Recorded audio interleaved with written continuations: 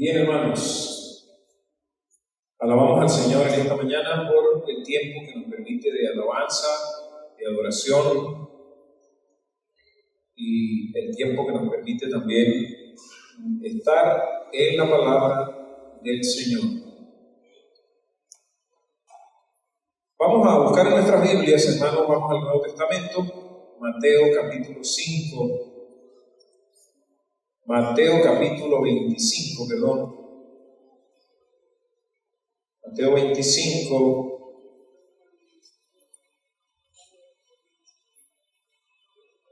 Mateo 25. ¿Lo tienen?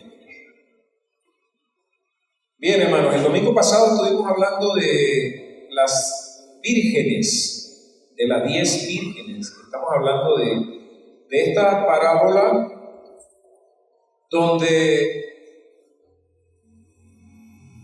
hubo 5 mujeres que eran prudentes y hubo 5 mujeres que fueron insensatas, que no buscaron aceite. Ellas agarraron sus lámparas y se fueron. Las 10 mujeres se fueron, agarraron sus lámparas, pero hubo 5 que no llevaron aceite de repuesto.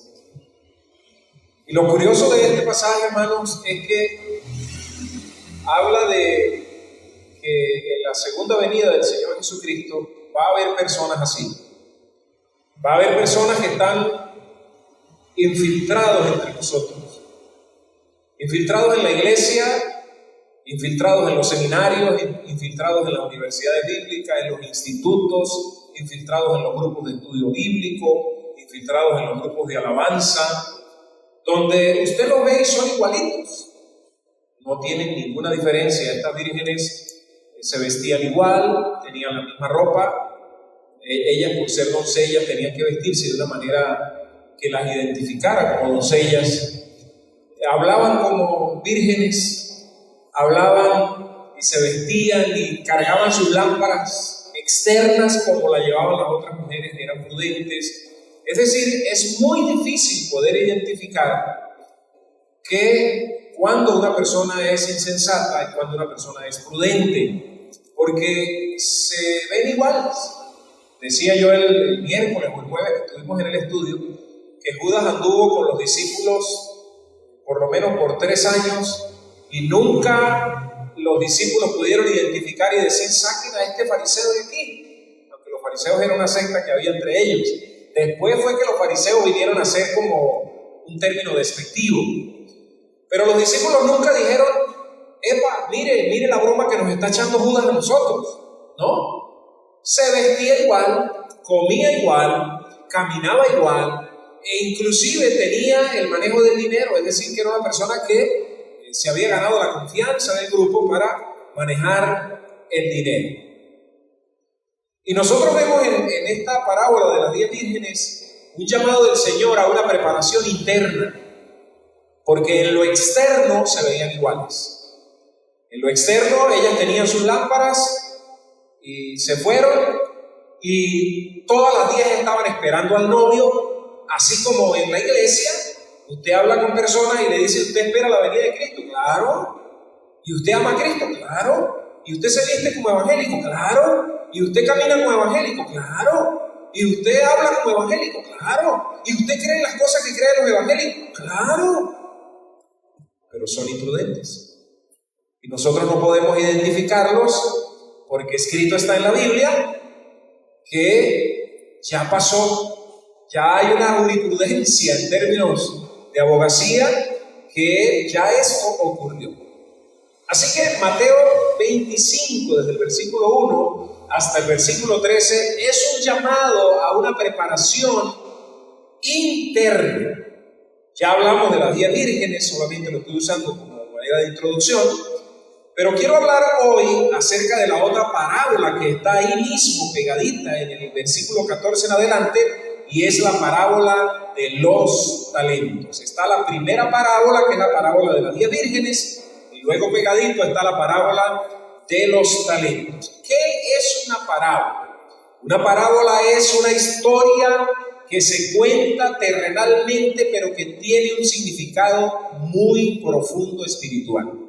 Una parábola, repito, es una historia de la tierra que quiere contar o ilustrar una verdad espiritual. ¿Qué es lo que el Señor espiritualmente quiere comunicar?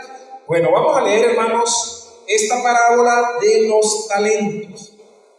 Dice la palabra del Señor desde el versículo 14 en adelante. El mismo Señor hablando: porque el reino de los cielos es como un hombre que, yéndose lejos, llamó a sus siervos y les entregó ¿qué? Sus bienes. No pierda de vista ese señalamiento que está haciendo aquí, en este caso Mateo. Les entregó sus bienes. No eran los bienes de los siervos o de los esclavos. Versículo 15 dice: a uno dio 5 talentos, a otro 2 y a otro 1, a cada uno conforme a su capacidad, y luego se fue lejos. Y el que había recibido 5 talentos fue y negoció con ellos y ganó otros 5 talentos. Asimismo, el que había recibido 2 ganó también ¿cuántos? Otros 2 talentos. Pero el que había recibido 1 fue y cavó en la tierra y escondió el dinero de su señor. Después de mucho tiempo vino el señor de aquellos siervos y arregló cuentas con ellos. Y llegando el que había recibido 5 talentos, trajo otros 5 talentos, diciendo: Señor, 5 talentos me entregaste, aquí tienes, he ganado otros 5 talentos sobre ellos. Y su señor le dijo: bien, buen siervo y fiel, sobre poco has sido fiel, sobre mucho te pondré, entra en el gozo de tu señor. Llegando también el que había recibido 2 talentos, dijo: Señor, 2 talentos me entregaste, aquí tienes, he ganado otros 2 talentos sobre ellos. Su señor le dijo: bien, buen siervo y fiel, sobre poco has sido fiel, sobre mucho te pondré. ¿Qué dice? Entra en el gozo de tu señor. Versículo 24. Pero llegando también, ¿quién llegó? El que había recibido 1 talento dijo: Señor, te conocía que eres hombre duro, que ciegas donde no sembraste y recoges donde no esparciste. Por lo cual tuve miedo y fui y escondí tu talento en la tierra. Aquí tienes lo que es tuyo. Respondiendo su señor, le dijo: siervo malo y negligente, sabías que ciego donde no sembré y que recojo donde no esparcí. Por tanto, debías haber dado mi dinero a los banqueros, y al venir yo hubiera recibido lo que es mío con los intereses. Quitadle pues el talento y dadlo al que tiene 10 talentos, porque el que tiene le será dado y tendrá más, y al que no tiene, aún lo que tiene le será quitado. Y al siervo inútil echadle en las tinieblas de afuera, allí será el lloro y el crujir de dientes. Permítame orar. Amado Padre, siervo tuyo soy. Aquieta nuestros corazones. Aquieta mi corazón, Señor. Espíritu Santo de Dios, en esta hora te pido el favor especial que me ayudes a trazar correctamente tu palabra y el mensaje que tú quieres comunicar hoy sea comunicado. Que no deje de decir nada de lo que tú quieres decir, pero que tampoco diga lo que tú no quieres decir. Unge mi boca, pasa carbón encendido sobre ella, sobre mis pensamientos, sobre mi cuerpo. Expongo tu palabra con el deseo de que la iglesia hoy sea edificada, sea exhortada y sea consolada. Señor, es el deseo tuyo, es el deseo de tu corazón. El que necesita exhortación, que sea exhortado. El que necesita consolación, que pueda ser consolado. El que necesita edificación, que pueda ser edificado. Señor, bendice a quienes nos ven a través del Facebook a esta hora. Bendice sus vidas, sus familias, y que esta palabra también pueda llegar hasta sus corazones. En el nombre de Jesús oramos, amén y amén. Aquí tenemos, hermano, en Mateo capítulo 25, versículo 14, una conversación del Señor Jesucristo. El Señor Jesucristo está haciendo una comparación. Dice, porque el reino de los cielos es como un hombre. Es como un hombre. ¿Qué hizo ese hombre?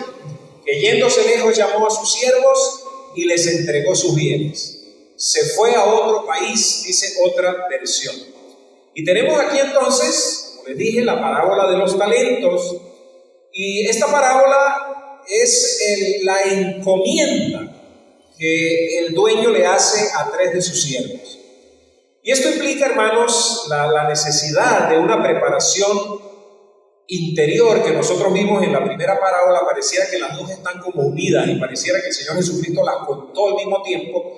Y en la primera parte, la primera parábola, los primeros versículos, el Señor está hablando de una preparación, de la necesidad de una preparación interna para la segunda venida del Señor. Y luego entonces ha de seguir el ejercicio de una ocupación exterior. Es una parábola entonces que tiene que ver con el servicio. La primera parte de la parábola de las 10 vírgenes es una preparación interna, a tener el aceite, a tener esa presencia del Espíritu Santo de Dios en nuestras vidas.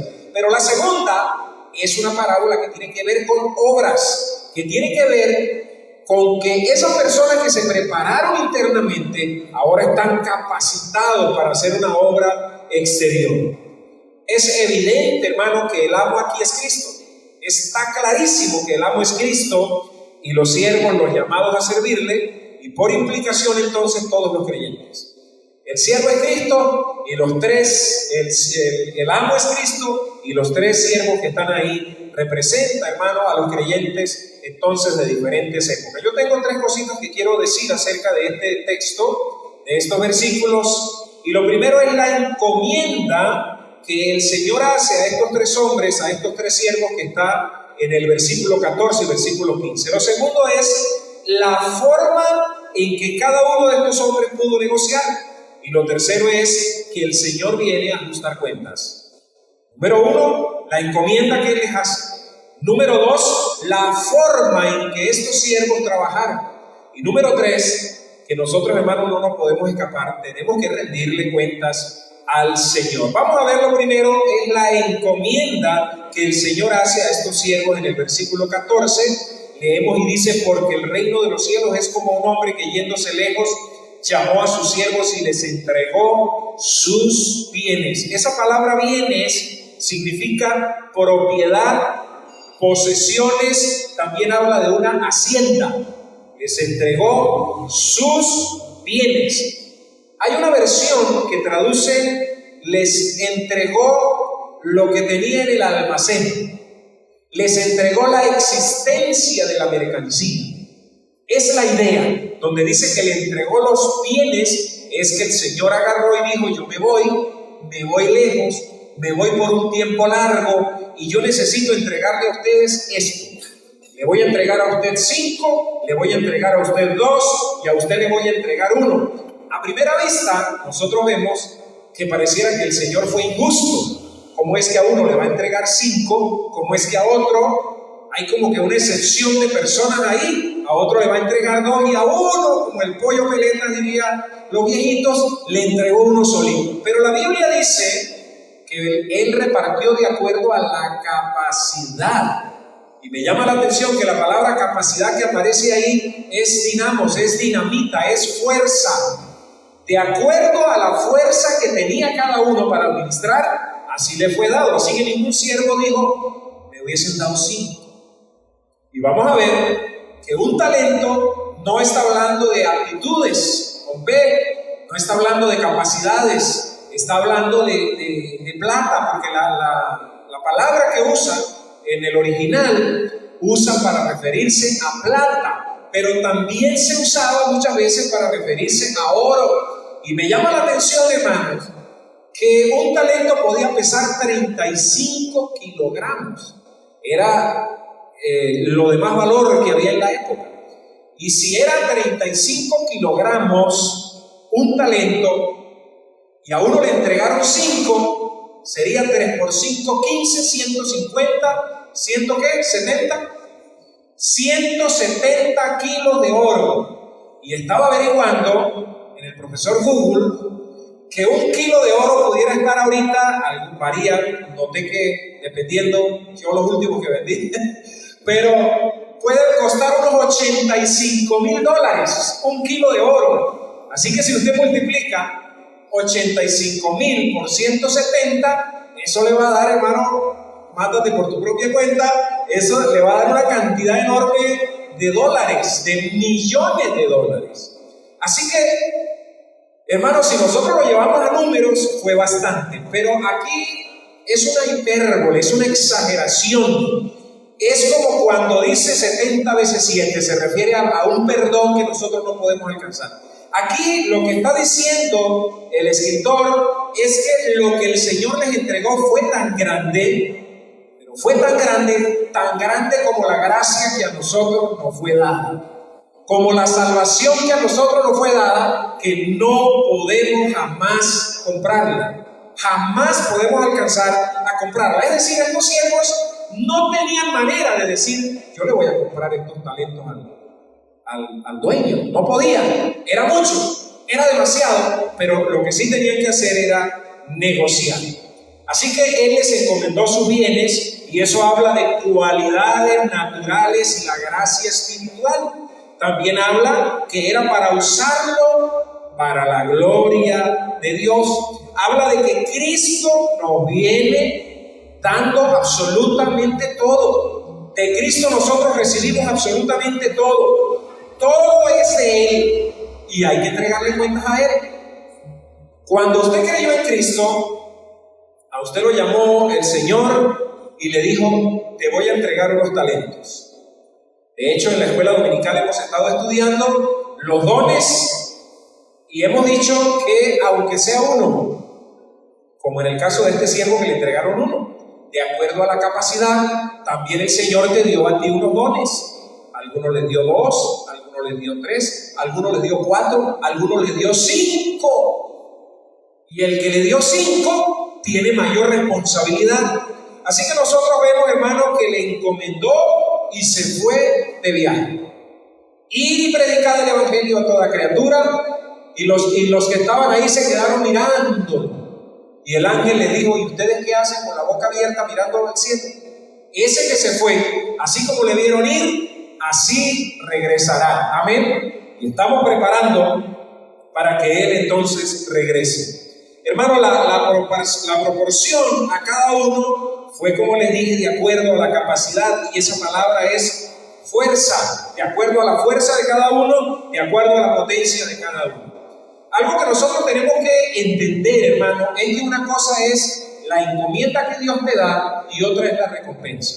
Por ejemplo, hay un pastor de pronto que dice, bueno, yo pastoreo una iglesita apenas de 300 personas, pero hay un hermano pastor y un amigo que tiene una iglesia de 7,000 personas. Señor, yo quisiera que tú me recompensaras con una iglesia así grandota de 7,000 personas. Él está confundiendo la encomienda con la recompensa. No es una recompensa la encomienda. La recompensa se recibe al final.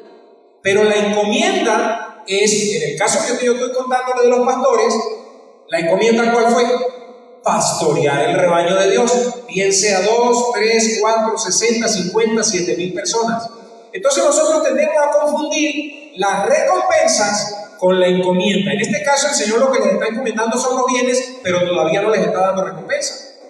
Y el Señor a ti te dio dones y los puso en tu mano y te dijo, vaya, yo me voy por un tiempo. ¿Cuántos años llevamos? Más de 2,000 años.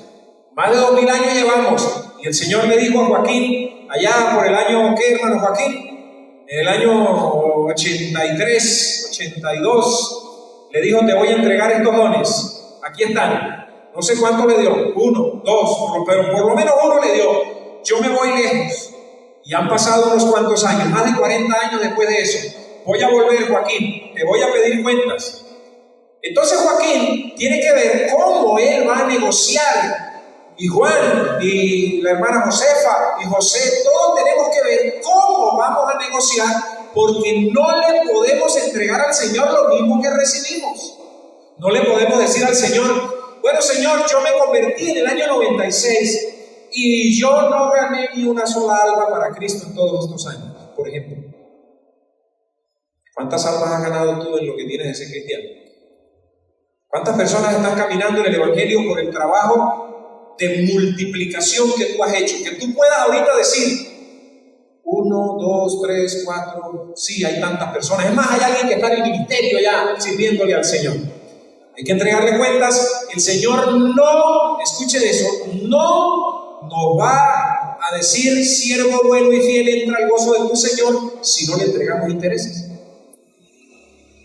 Si no le entregamos multiplicación de lo que Él nos dio, nos va a decir siervo malo. Y eso significa maligno, de malas entrañas, de malas intenciones, que odiaba al dueño. Y lo vamos a ver cómo esa persona que no quiso multiplicar, en el fondo lo que tenía era que odiaba a su amo, porque no quería servirle. Entonces vemos la encomienda.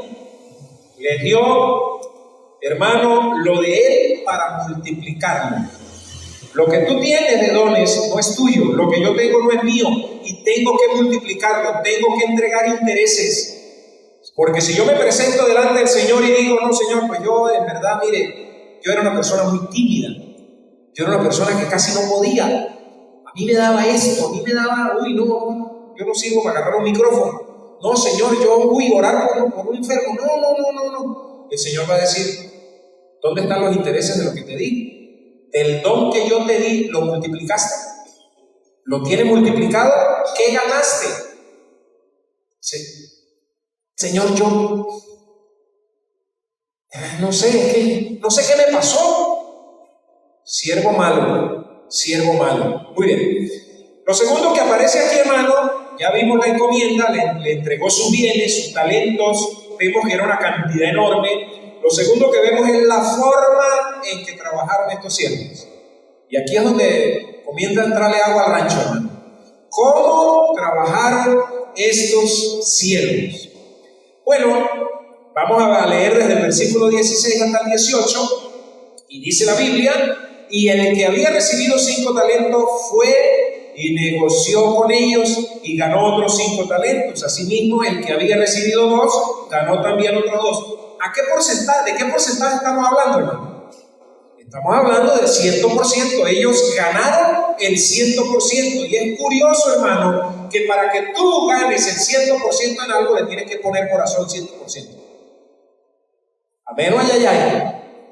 No existe. Yo todavía no he visto un negocio que crezca, un negocio que multiplique sus bienes, una finca que eche para adelante, un negocio, llámese como se llame, un restaurante que la gente lo atienda a las patadas.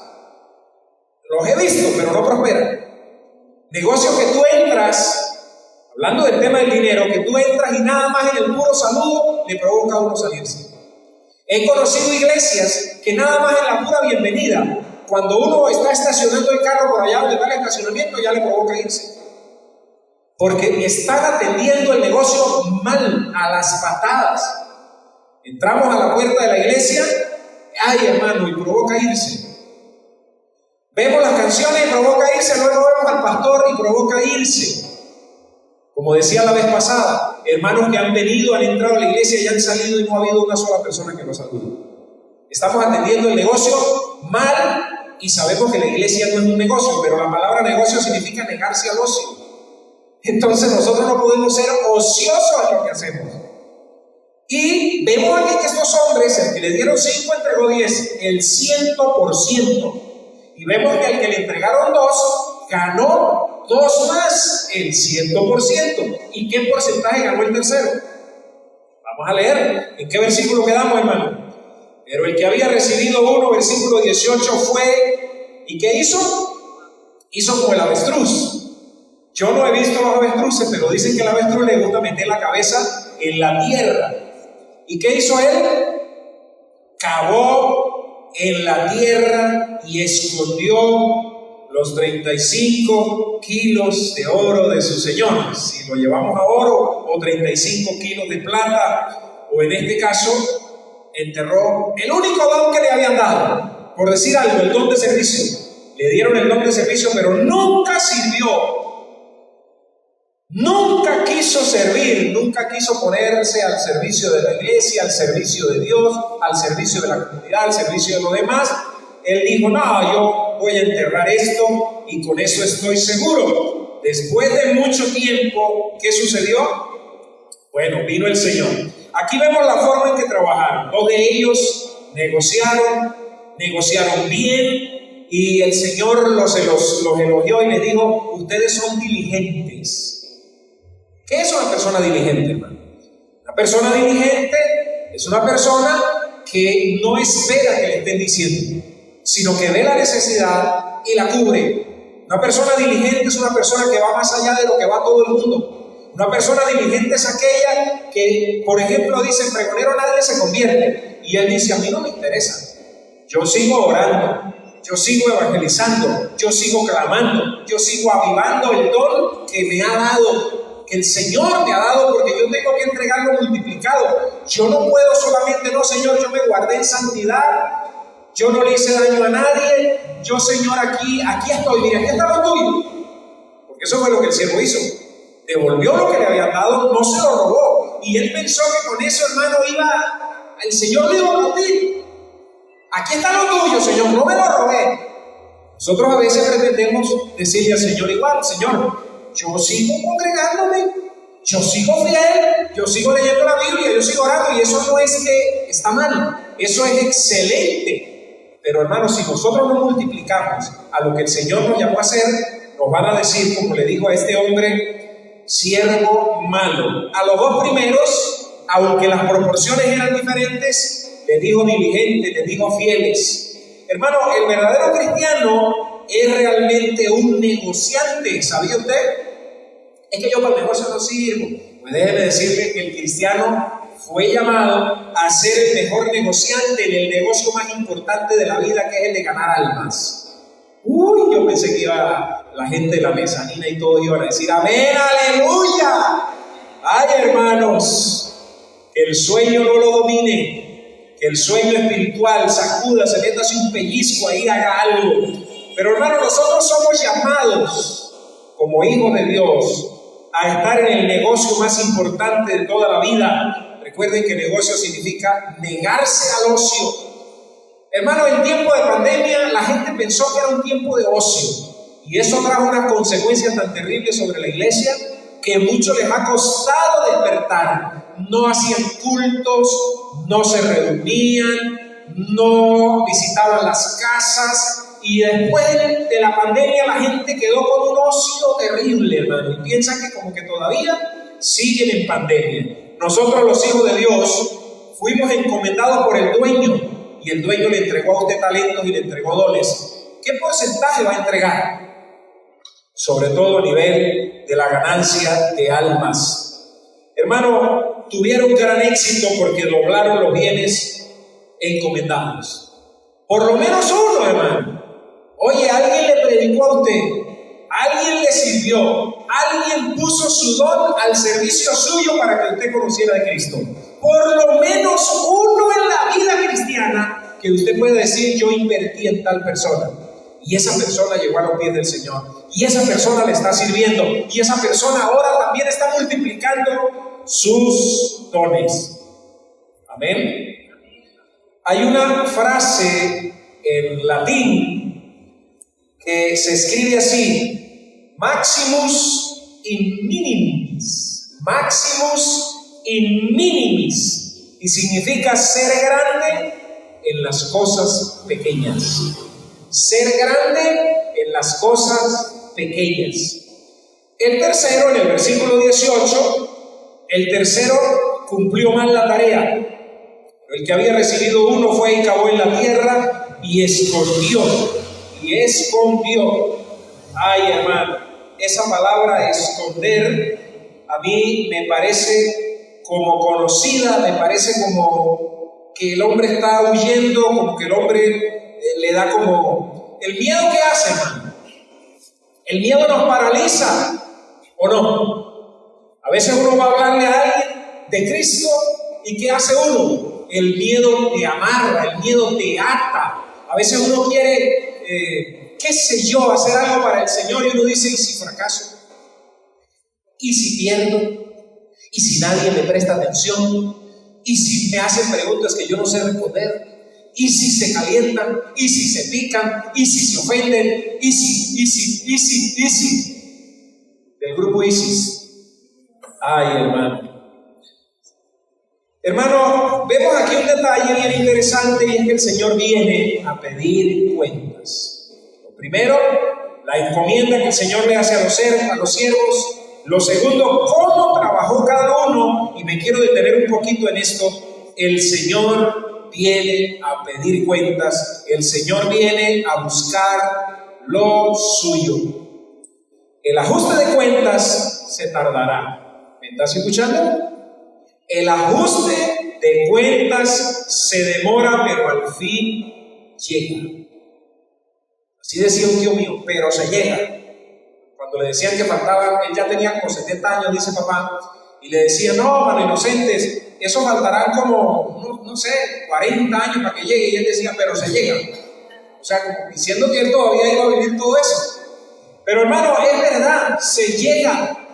El Señor no te pide cuentas. Tú puedes tener 30 años en los caminos del Señor y tú dices, no, a mí no me han pedido cuentas todavía, porque yo no he multiplicado mis dones, yo no he multiplicado mis talentos. Algunos lo tienen realmente enterrado, algunos hicieron un hueco en la tierra y dijeron, aquí está seguro. ¿Sabe, hermano, que eso era una práctica común? El pueblo acostumbraba siempre estar en guerra. Recuerden que esos países siempre del Medio Oriente han estado en guerra toda la vida, y cuando los enemigos sitiaban las ciudades, las personas agarraban y hacían un hueco en la tierra donde nadie los estuviera viendo y enterraban. Aquí en Pregonero habían esas prácticas. ¿Enterraban qué? El oro que ganaban ¿de qué? Del café que vendían. Y la gente llevaba el café a los puertos de Maracaibo, y allá entonces la gente que venía de Estados Unidos venía pagando en morocota, por eso el águila de los Estados Unidos de Norteamérica, y la gente llegaba con ese oro aquí, y aquí no había banco donde guardar el oro, aquí no había que negociar con oro. ¿Cómo picaba la gente una morocota por la mitad para ir a comprar macarrones? La gente a veces se endeudaba, la gente a veces, y con el oro, ¿en dónde? Guardado en la tierra. No todos, porque yo ni siquiera las he visto en mi vida, pero de los viejitos decían que tenían morocotas guardadas. Era una práctica común, y por eso este hombre se le ocurrió y él dijo, no, yo voy a hacer como mi abuelo. Es decir, él acudió a las prácticas antiguas de la familia. Y muchas veces nosotros, con los talentos y los dones que el Señor nos da, decimos, es que papá era así, es que mamá era así, mi abuelo era así. ¿Y usted por qué no conoce de Cristo y entrega su vida a Cristo? No, Señor, porque mi familia viene de esta religión, somos de esta religión y no vamos a cambiar de religión. Y entonces agarran y muchas veces nosotros, aún conociendo a Cristo, decimos, hermano, ¿y usted por qué es tan mal genial? Es que papá era así. Apelamos a las tradiciones. Y hermano, ¿y usted por qué no le gusta salir a evangelizar? No, papá nos enseñó que uno no tiene que estar metido en las casas ajenas. Eso es vergonzoso, hermano. Y los esposos le dicen a las esposas, ¿qué hacen ustedes metidas en las casas ajenas? Llevando chismes, eso es lo que están haciendo. Entonces las esposas dicen, bueno, pues entonces encontramos los talentos, abren un hueco en la tierra y chumburucuplum. Y entonces llevamos la vida cristiana sin ningún tipo de multiplicación, sin ningún tipo de interés. Y pretendemos, cuando el Señor venga, decirle, Señor, aquí está la salvación que tú me diste, la guardé, Señor, la cuidé tanto que hice un hueco en la tierra, algo lleno de moho está de lama, pero Señor, aquí te la entrego. Y el Señor va a decir, mire, ¿por qué no la multiplicó? No, Señor, porque es que yo prefería hacer un hueco en la tierra. Hermano, el ajuste de cuentas se demora, pero al fin llegará. La buena cuenta de los siervos fieles está en el versículo 20, y versículo 22 dice: llegando el que había recibido 5 talentos, trajo otros 5 talentos, diciendo: Señor, 5 talentos me entregaste, aquí tienes, he ganado otros 5 talentos sobre ellos.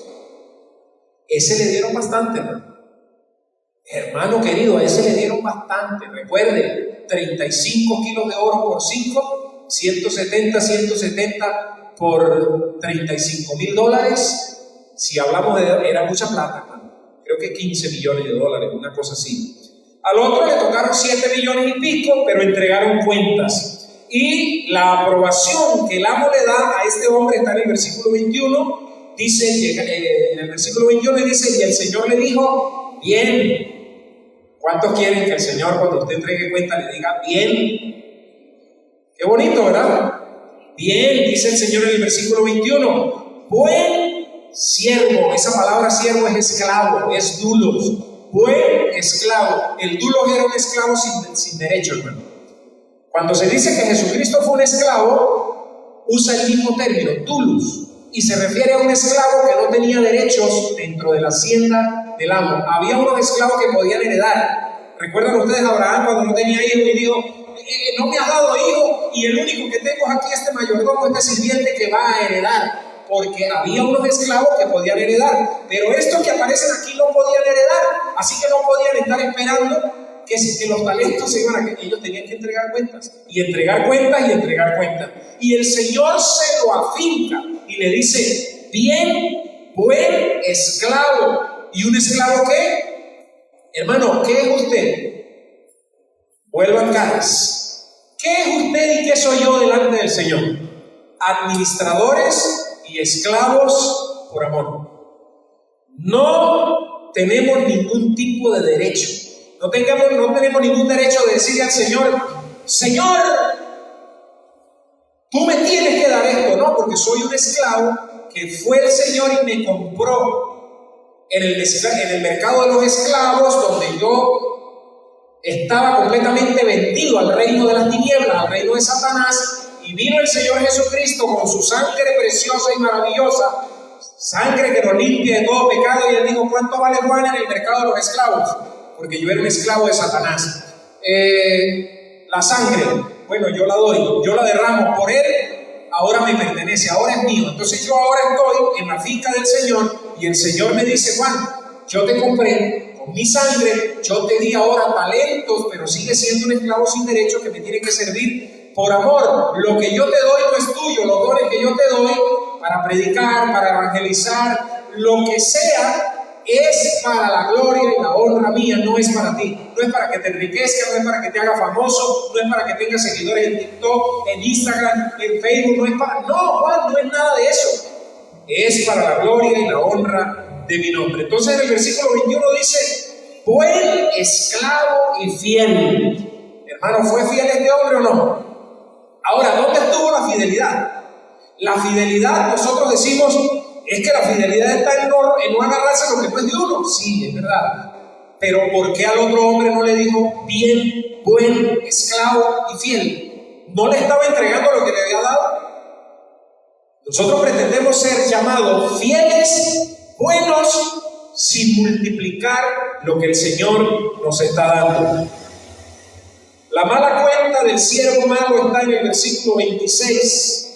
Y dice: el Señor, respondiendo a su Señor, le dijo: esclavo malo. ¿Cómo le dijo al otro? Bueno. ¿Y cómo le dijo a este? Malo. Siervo malo. Mire, esa palabra malo viene de una palabra griega interesante, porque es como cuando las gallinas ponen huevos. Y la palabra es poneros. Cuando usted habla que la gallina pone huevos, dice la palabra es poneros y significa dañino, malvado, maligno. ¡Wow!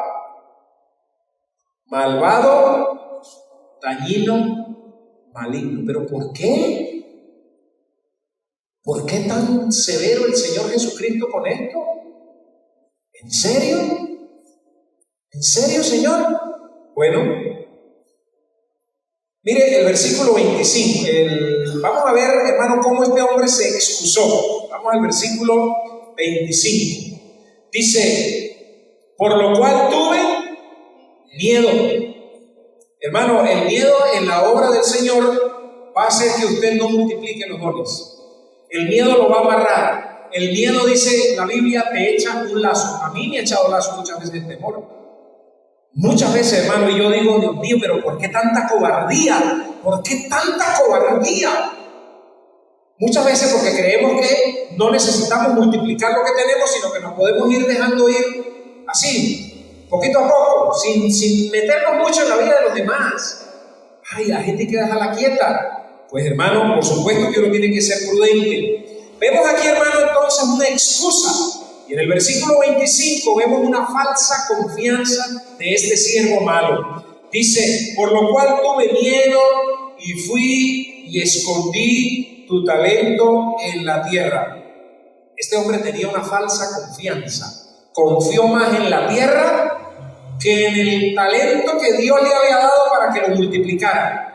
Y entonces nosotros muchas veces confiamos más en lo que esta tierra nos ofrece, en lo que el mundo nos ofrece, que en el don y el Señor que te ha dado el don para que lo multipliques.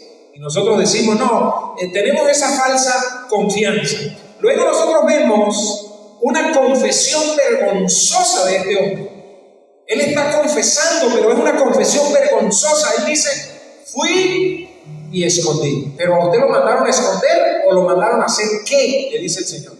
Porque cuando el Señor entregó su bien, le dijo: vayan y hagan negocios. ¿Por qué? Porque los otros dos fueron y negociaron, multiplicaron, trajeron intereses y se lo presentaron al Señor. Nunca se lo agarraron, pero fueron valientes, fueron esforzados. Y repito, para que uno pueda obtener un buen porcentaje de lo que está haciendo, uno tiene que dedicar tiempo a lo que hace, si no, no va a recibir nada. Yo, hermano, noto que hay personas que inician un negocio y al poquito tiempo ya no está el negocio, y muchas veces le echamos la culpa al país, pero a veces no es el país, es la poca constancia, la poca dedicación, el poco esfuerzo y la poca constancia. Los venezolanos nos acostumbramos a invertir un bolívar y ganar 35 kilos de oro. Usted va a Europa y en Europa las empresas no son así. La gente arranca una empresa y de esa empresa comienzan a vivir después de 20 años. Pero los primeros 20 años ellos dicen que la empresa es como un niño, que hay que llevarlo a las vacunas, llevarlo al preescolar, llevarlo a primaria, llevarlo a secundaria, llevarlo a la universidad, y después que se gradúa la persona comienza a generar ganancias. Así ven ellos las empresas. Nosotros abrimos un negocio, por ejemplo, de pasteles, y si a los 3 días no funcionó aquello, nosotros de una vez decimos: esto no sirvió. Y en las cosas del Señor también pretendemos ser iguales. Vamos a la iglesia, estamos un domingo ahí y luego decimos: yo fui a la iglesia buscando, pero allá no encontré nada. Y comenzamos a buscar inclusive argumentos humanos y decimos: es que allá no está Dios, allá no se siente amor, allá no está el Espíritu Santo. Y el Señor desde el cielo dice: ¿no será usted el problema? ¿No será usted más bien, Juancito, el problema? Y no yo, lo vamos a ver aquí también. Entonces vemos, hermano, una rudeza, una descortés y rudeza manera de hablarle al Señor. Mire el versículo 24. Dice: pero llegando también el que había recibido un talento, dijo: Señor, te conocía. Mentiroso, no lo conocía nada. Porque si lo hubiese conocido, jamás hubiese dicho lo que dijo del Señor así como dijo. O sea, habló de manera ruda, habló de manera descortés y le dijo: Señor, yo te conocía. Ay, hermano, ¿dónde estamos? Versículo 24. Te conocía que eres hombre duro. Mentiroso. Mentiroso. De los demás, los otros dos no dijeron nada de eso. Y recuerden que aquí el dueño de la finca es Cristo. El dueño del negocio es Cristo. El que les entregó los bienes es Cristo. ¿Y dónde en la Biblia dice que el Señor es hombre duro, que ciega donde no ha sembrado y que recoge donde no esparciste? Mentiroso. El Señor, por el contrario, nos da a nosotros, hermano, de más. Nos regala oxígeno gratis, nos regala iglesia, nos regala familia, nos regala hijos, nos regala esposa, nos regala esposo, nos regala talento, nos dio dones, nos dio la salvación, nos dio el Espíritu Santo, nos dio una congregación, nos da pastores, nos dio la Biblia, nos dio la fuerza para trabajar en nuestro cuerpo, nos da la salud cuando estamos enfermos, nos saca del lodo cenagoso. Y este hombre, cara de tabla, todavía llega y dice: no, es que yo enterré eso, porque es que yo a usted lo conozco. ¿En serio? Ay, hermano, ¿cuántas veces nosotros decimos conocer a Dios y le echamos la culpa a Dios de todo? Vamos a ver, hermano, los sentimientos de este hombre malo. Número 1, sentimientos de un enemigo. Esa manera de hablar de este hombre, así hablan los enemigos, hermano. Dice: te conocía que era su nombre. ¿Y cómo podía conocerlo? Juan Andrés, por favor, busca Salmo 145, versículo 9. ¿Cómo podía conocer a este hombre? Mire cómo dice la Biblia. Bueno es, lea conmigo, hermano. ¿Qué dice? Bueno es Jehová para con todo. ¿Incluía a ese siervo? Lo incluía. Y sus misericordias sobre todas sus obras. Vamos a buscar Salmo 119, 64. Salmo 119, 64. ¿Cómo dice este hombre que conoce a Dios? Mentiroso, hermano. De tu misericordia, oh Jehová, está llena la tierra. Enséñame tus estatutos. Dios es bueno, Dios es misericordioso, Dios es bueno todo el tiempo Dios es bueno. Hermano, ¿cuándo Dios siembra tanto y recoge tan poquito? Gente que le echa la culpa a Dios de todo lo malo, cuando en realidad la culpa es del ser humano, empezando por el primer padre, allá en Génesis capítulo 3, versículo 18. En Génesis capítulo 3, versículo 18, nosotros vemos la maldad del ser humano, pero la maldad del ser humano luego se la acuñan a Dios y dicen: usted es el culpable. Génesis capítulo 3, versículo 18. Dice la palabra del Señor así: espinos y cardos te producirá y comerás plantas del campo. ¿Por qué? Porque el ser humano sí es malo por naturaleza y se rebeló contra Dios. Amados hermanos, vemos entonces que este hombre tenía unos sentimientos de un enemigo, pero también vemos que este hombre tenía unos sentimientos de un esclavo. ¿Aló? ¿Se fueron o están aquí? Hermano, tuve miedo. Dice, vamos a buscar Primera de Juan, capítulo 4, versículo 18. Primera de Juan, capítulo 4, versículo 18. ¿Cómo dice? En el amor, lea conmigo, en el amor no hay temor, sino que el perfecto amor echa fuera el temor. Es decir, que este hombre no amaba a su siervo, a su amo. Porque cuando hay amor, tú no tienes miedo. ¿Cuántas esposas tienen miedo aquí de sus esposos? ¿O cuántos esposos aquí tienen miedo de sus esposas? Si es eso así, no hay verdadero amor. Dice, por lo cual tuve miedo. Juan Andrés, déjame por favor Primera de Juan. Primera de Juan capítulo 4, versículo 18. En el amor no hay temor, sino que el perfecto amor echa fuera el temor, porque el temor lleva en sí castigo, de donde el que teme no ha sido perfeccionado en el amor. Este hombre tenía unos sentimientos de esclavo, y los pensamientos de miedo nos apartan. Escuche esto, hermano: los pensamientos de miedo nos apartan del servicio a Dios, pues creen que es imposible complacer a Dios y que de nada vale servirle, no harán nada que merezca la pena. Este es el gran problema cuando nosotros vemos a Dios como un Dios castigador. Escúcheme, por favor, en este detallito. Cuando nosotros vemos a Dios como lo ve este esclavo, este hombre, y dice: no, yo te conozco, yo sé que tú eres un Dios terrible, Un Dios que lo que está esperando es que yo me resbale para achicharrarme. Un Dios que el juicio está todo el tiempo apuntándome a mí. Un Dios que nunca lo puedo complacer con nada, porque nada de lo que yo hago o dejo de hacer va a hacer que te agrade. Me visto como una monja y no consigo agradarte a ti, Señor. ¿Sí? Porque hay mujeres que piensan que por vestirse de manera evangélica, van a agradar a su Señor. Y yo les digo algo, si eso fuese así, nos ganarían en primer lugar las monjas, que son las que se visten de esa manera tan ataviadas hasta de la cabeza a los pies, y sabemos que no es. ¿Sí? Entonces la persona dice, no, yo voy a guardarme y yo voy a, bueno, no sé, me iré a vivir a unas montañas por allá, porque Señor, yo sé que a ti yo no puedo agradarte con nada de lo que yo haga. Ese tipo de pensamientos aleja a las personas del servicio de Dios. Cuando ven a un Dios verdugo, cuando ven a un Dios castigador, cuando ven a un Dios que carga un látigo encima todo el tiempo y que está esperando que se resbale Juan para echarle fuego. Y cuando nosotros vamos a la palabra, nos encontramos que sí, Él es fuego consumidor. Pero la Biblia dice que Él es un Dios de misericordia. Y entonces nos llenamos de miedo ante ese Dios. Y decimos, como decía un maletero que pasaba por San José, Dios es tan grande, Dios es tan maravilloso y yo tan porquería que yo jamás me podré acercar a Él. ¿Se dan cuenta?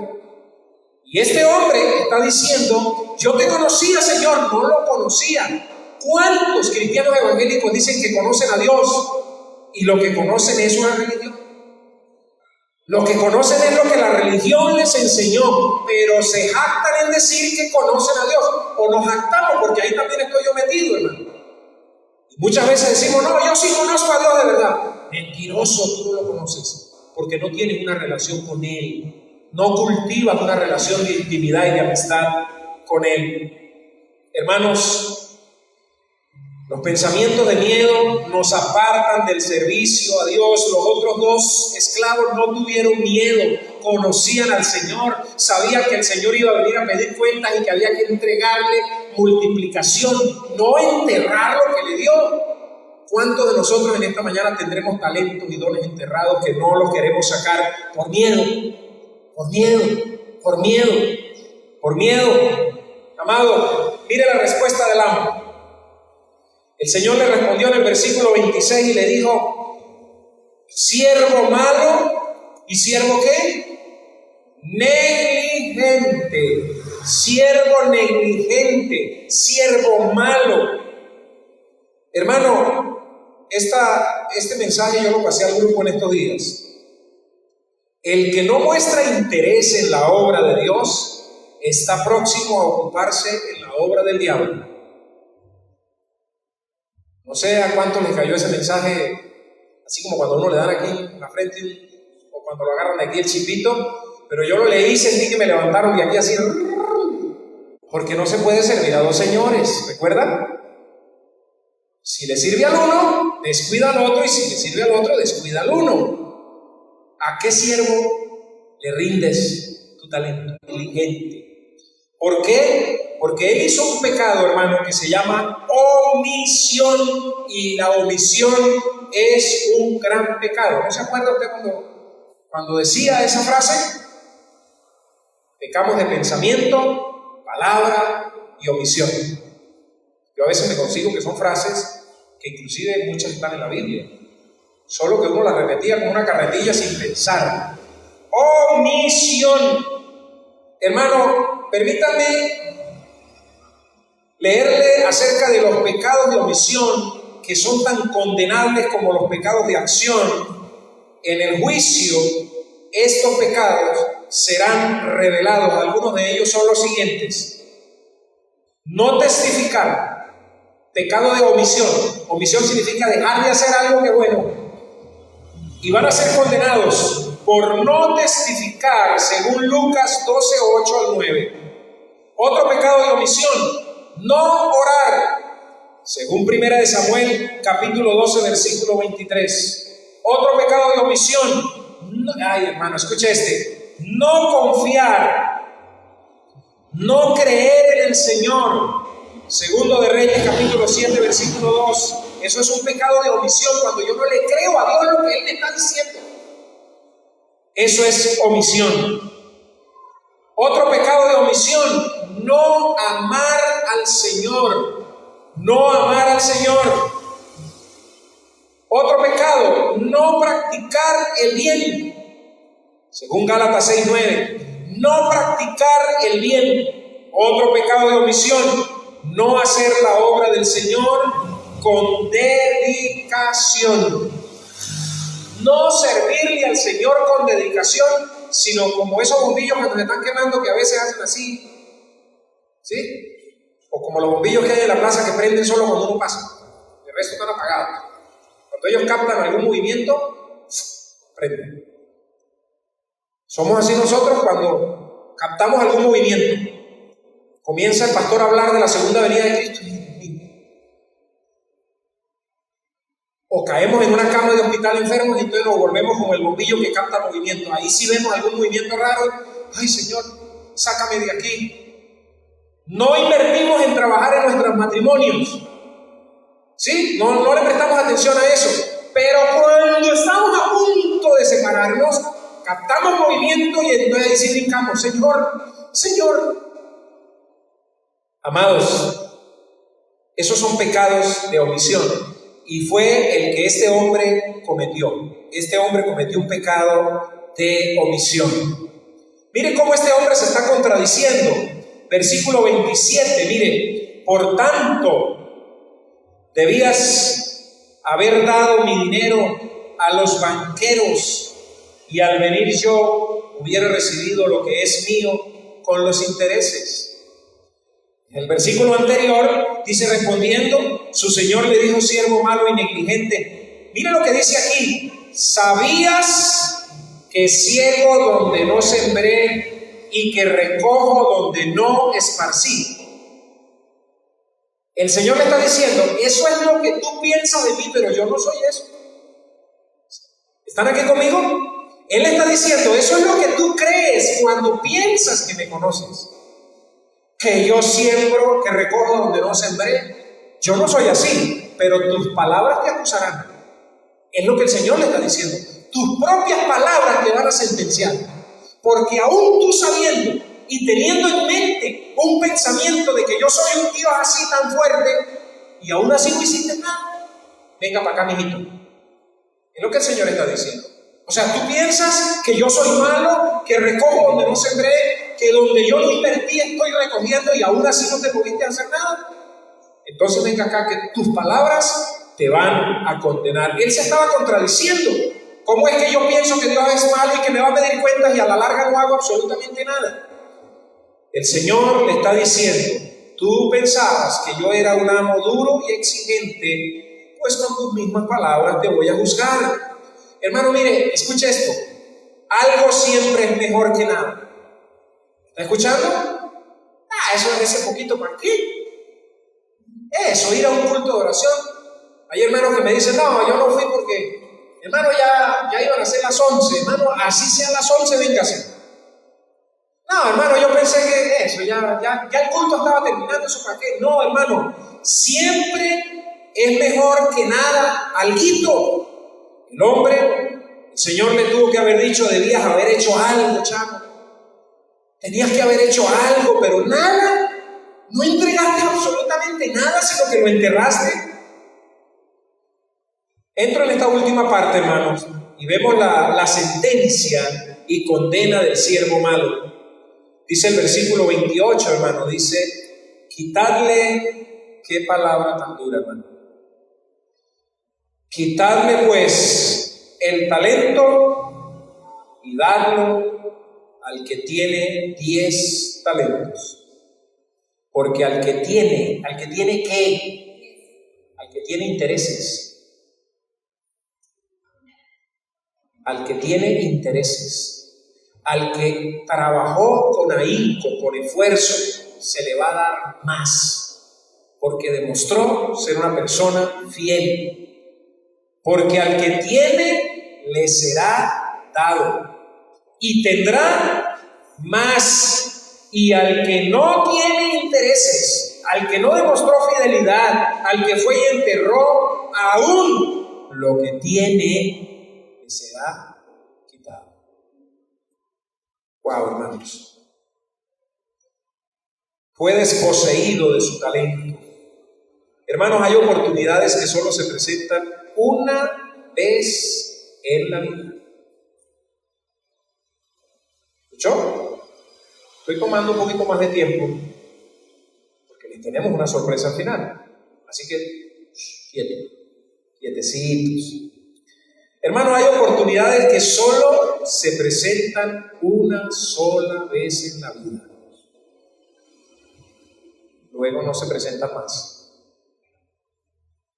Y posiblemente esa oportunidad que te está dando el Señor de multiplicar lo que te ha dado sea este tiempo, este momento exacto de la historia de tu vida, y tú digas, no, eso que lo haga otro.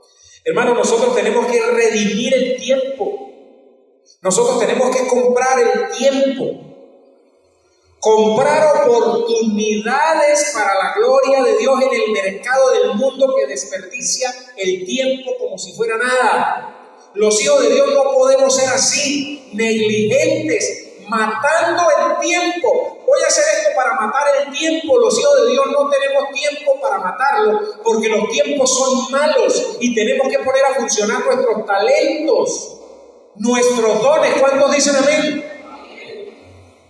Hermanos, redimir el tiempo, aprovechar las oportunidades que se pierden en el mundo, en el mercado del mundo. La gente mata el tiempo. Compremos oportunidades para la obra del Señor. Vamos a leer Efesios capítulo 5, versículo 6. ¿Cuántas oportunidades compra usted, hermano, para que otros conozcan de Cristo? ¿Cuánto tiempo invierte de su tiempo para que otros conozcan, para que otros disfruten del don suyo?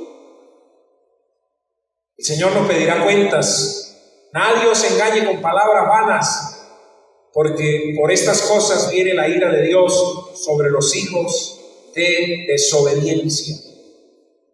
Palabras vanas que me dicen, eso no pierda tiempo de ahí, eso no se ponga a hacer eso. Eso aquí ya la gente no se convierte. No, eso aquí nadie, no, y ya, Hermano querido, compre oportunidades de su dinero, invierta dinero en la obra del Señor. Mire, hermano, esa es una interpretación muy mía, y si estoy equivocado, que el Señor me perdone, y ustedes también. Pero yo pienso que cuando la palabra dice ahí, ¿dónde habla de lo de los banqueros? Por favor, ayúdenme a conseguir. Fue y escondí en la tierra, respondiendo el Señor le dijo, siervo malo y negligente, sabías, versículo 27, por tanto versículo 27, por tanto debías haber dado mi dinero a los banqueros. Escúcheme esta interpretación muy mía, hermano. Si usted es un gran miedoso que no es capaz de salir a evangelizar, por lo menos entonces dele dinero a los misioneros que están funcionando como banqueros. ¿Qué hace un banquero? Agarra lo que no es de él tampoco, lo pone a trabajar y lo multiplica. Entonces, si usted es una persona que no tiene el tiempo, pero maneja dinero, entonces délo a los banqueros, délo a los misioneros, délo a la gente que traduce la Biblia, délo a la gente que tiene emisoras de radio, que tiene programas de televisión. Invierta y déle su dinero entonces, ¿a quién? Al que sí lo va a poner a trabajar. Hermano querido, dice la Biblia que fue echado en las tinieblas. Eso es tremendo, hermano. Dios te bendiga. El versículo 30 dice, y al siervo inútil echadle. ¿Siervo qué, hermano? Siervo inútil. ¿Sabe qué es esa palabra inútil? Un miembro del cuerpo que dejó de funcionar y que el cuerpo lo está rechazando y hay que amputarlo. Eso es lo que significa inútil. Ya no cumple ninguna utilidad. ¿Sí? A papá le amputaron una pierna hace 6 años por una gangrena, pie diabético, y luchamos hasta el último momento para que ese pie se salvara. Lo metimos 2 veces en quirófano y el doctor dijo, Puede pasar de gangrena seca a gangrena gaseosa y lo puede matar en menos de 24 horas, o es la vida o la pierna. Su miembro, su pierna es inútil y el cuerpo lo está rechazando. El mismo cuerpo comienza a decir: lo que por un tiempo funcionó perfectamente, ahora se pudrió, ahora dejó de funcionar, papá no aguantaba el hedor, y él dijo: ya, córtenlo, echarle en las tinieblas. ¿Cuál era la causa, hermano, por la cual fue echado? Por ser un siervo inútil. Como un miembro atrofiado estaba este hombre, atrofiado. ¿Cuál fue la sentencia finalmente? Echarle en las tinieblas de afuera. Hermano, es un justo castigo por el que no trabaja cuando es de día. Cuando aún es de día, cuando tú tienes todo para servirle al Señor. Es un justo castigo para la persona que con alevosía y ventaja decidió no trabajar para el Señor, no amar al Señor. Es un justo castigo. Echadle. El hombre estaba ocioso, el hombre estaba negligente, el hombre era como un miembro que se había atrofiado. Su estado será muy doloroso, porque la Biblia dice que ahí fue el lloro y el crujir de dientes. Hermano, este hombre finalmente no se trata de un verdadero creyente que pierde la salvación por falta de obras, sino de alguien que por falta de fruto no ha podido mostrar su fe. ¿Me está escuchando? El contexto de Mateo 25 está hablando de la gran tribulación, donde la iglesia ya fue sacada, y aquí no está hablando de iglesia, está hablando de un remanente del pueblo de Israel y de unas personas que se convirtieron a Cristo en ese tiempo de tribulación. Y aquí ese Señor que viene es el Señor Jesucristo en su segunda venida. Y aquí está hablando, hermano, de una persona que no mostró fruto, pero se le había dado algunas oportunidades. Termino con el último texto, Santiago capítulo 2, versículo 14 al 18. Alguien que por falta de fruto no ha podido mostrar su fe. Hermano, por eso es que yo me preocupo mucho, porque analizamos como iglesia el fruto tuyo y el fruto mío. Y yo me he tomado la tarea, hermano, de analizar el fruto de algunos hermanos de la iglesia, de los que conozco con más tiempo, de analizar qué fruto muestran, qué fruto mostramos, porque yo también estoy en la lista, y déjeme decirle que es algo sumamente preocupado, porque por la falta de fruto no se muestra la fe que la persona tiene y que la persona dice. Así, Santiago capítulo 2, 14 al 18, 14, Santiago 14, 2, 14 al 18, 2, 14 al 18, lea conmigo: hermanos míos, ¿de qué aprovechará si alguno dice que tiene fe y no tiene obras? ¿Podrá la fe salvarle? Seguimos. Y si un hermano o una hermana están desnudos y tienen necesidad del mantenimiento de cada día, y alguno de vosotros le dice: id en paz, calentados y saciados, pero no le dais las cosas que son necesarias para el cuerpo, ¿de qué aprovecha? Versículo 17. Así también la fe, si no tiene obras, lea conmigo, así también la fe, si no tiene obras, es muerta en sí misma. Pero alguno dirá: tú tienes fe y yo tengo obras. Muéstrame tu fe sin obras y yo te mostraré mi fe por mis obras.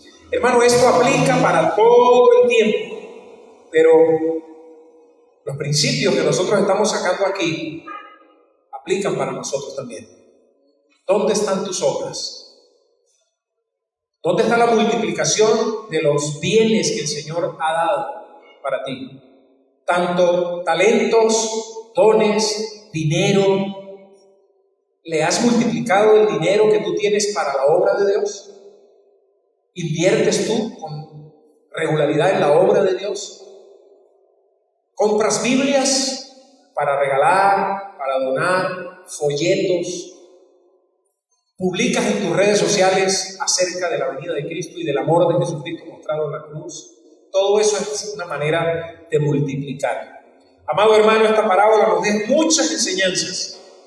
Y la principal es que nosotros tenemos que mostrar nuestras obras, porque si no, estamos diciendo con esto que nuestra fe está muerta.